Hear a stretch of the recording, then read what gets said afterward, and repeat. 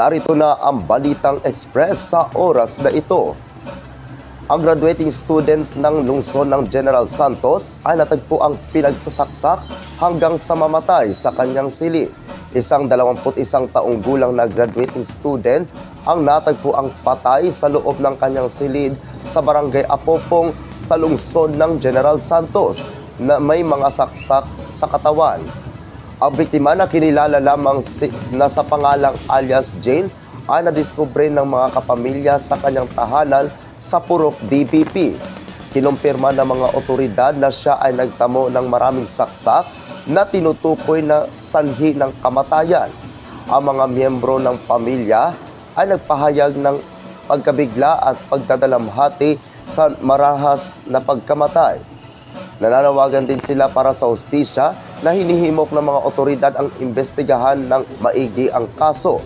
Sinabi ng pulisya na hinala ng pamilya ng biktima na maaaring pagnanakaw ang motibo sa likod ng pagpatay, bagaman patuloy pa rin ang investigasyon. Wala pang naiulat na pag-aresto, si alias Jean ay nasa kanyang huling taon sa kolehiyo sa oras ng kanyang kamatayan. Ang kanyang hindi napapanahong pagpanaw ay nagpadala ng mga shockwaves sa kanyang lugar kasama ang mga kamag-anak at kapitbahay na nagluluksa sa pagkawala. Ang mga otoridad ay nagpapatuloy sa kanilang pagsisiyasat, pangangalap ng ebidensya at pakikipanayam sa mga potensyal na saksi upang matukoy ang mga pangyayari sa paligid ng krimen.